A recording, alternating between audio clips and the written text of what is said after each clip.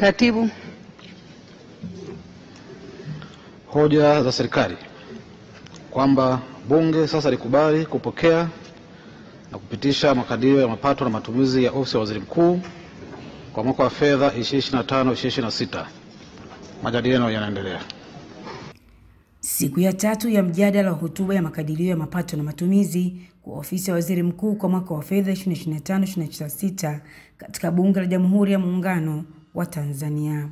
Wabunge wa rika mbalimbali wamechangia hotuba hiyo, huku swala la vijana kukosa ajira likitajwa kwa wingi ndani ya michango hiyo.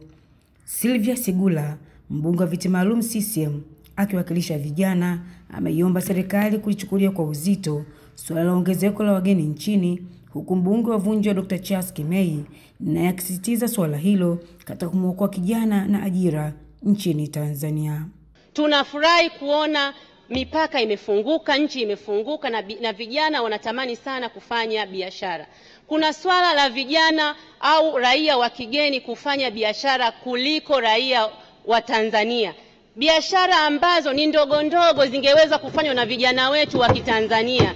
Ili jambo Mheshimiwa Waziri, ninaomba sana mliangalie kwa kina. Ni jambo ambalo lipo, ni jambo ambalo vijana wetu wanakatishwa tamaa. Leo unaenda Kariakoo unakuta raia wa kigeni, Mheshimiwa Mwenyekiti, anauza mpaka vitu ambavyo vitana vya bukubuku ambavyo tungeweza kufanya hizo biashara sisi wazawa. Mheshimiwa Mwenyekiti, ninaomba sana jambo hili lichukuliwe kwa uzito wake. Vijana wa Tanzania tupo timamu na tuko tayari na tunaweza. Tunaomba tu uwezeshwaji wa kifedha tuweze kujikwamua kiuchumi. Tumeona kwamba kuna raia kutoka nchi tunazozifahamu ambao wameingia mjini na kuanza kufanya shughuli za uzalishaji na za biashara ambazo kwa scale yake, kwa uhitaji wa mitaji yake, kusema kweli sio shughuli za kufanya na wageni, shughuli za kufanywa na Watanzania.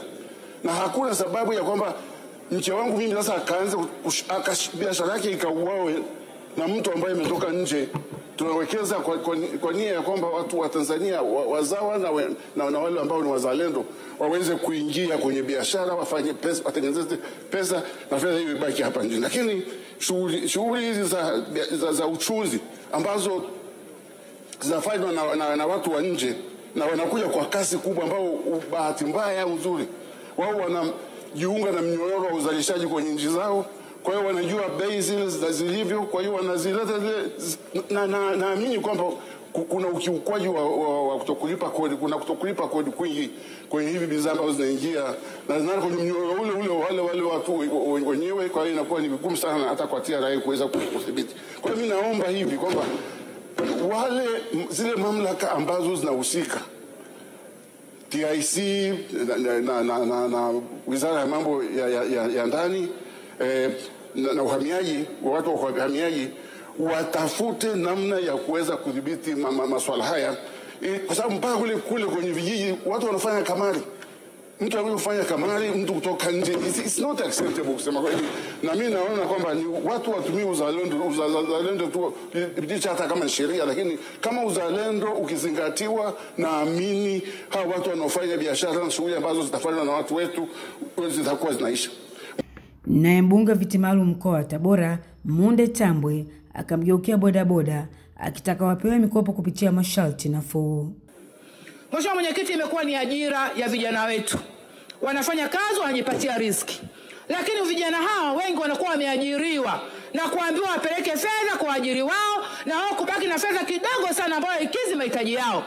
Mheshimiwa Mwenyekiti, mimi nasi nilitolea kwenda benki kuwasaidia vijana hawa wapate mkopo. Angawa halmashauri zinajitahidi sana, lakini vijana hawa ni wengi, pesa peke yake halmashauri haiwezekani. Benki nikakutana na jibu, wanasema wanataka hati ya nyumba ndio ampe mtu pikipiki. Mheshimiwa Mwenyekiti, hii inakubalika kweli? Niombe Waziri Mkuu. Waziri Mkuu aingilie kati swala hili. Vijana hawa wakopeshe bodaboda, waache kadi za bodaboda kwenye benki kama dhamana, wapewe bodaboda, warejeshe hizo fedha kila siku. Unaambiwa tunataka tuone mzunguko wake wa akaunti. Jamani, dereva wa bodaboda anapata wapi mzunguko wa akaunti? Kama tuko serious kabisa tunataka kusaidia vijana wetu waweze kujiajiri wao wenyewe, tuhakikishe tunawasaidia kweli kweli, wakopeshwe, benki ibaki na dhamana ya kadi. Kama mtu mkubwa kama mimi au mtu mzima mfanyabiashara anakopeshwa Scania, anaacha dhamana ya kadi ya gari benki, unashindwaje kumkopesha bodaboda akaacha kadi yake ya bodaboda? Huku ni kuwabagua, na ninaomba serikali kupitia kwa waziri mkuu wakae waliangalia hili swala. Bodaboda wakopeshwe pikipiki na benki, waache kadi zao benki kama dhamana.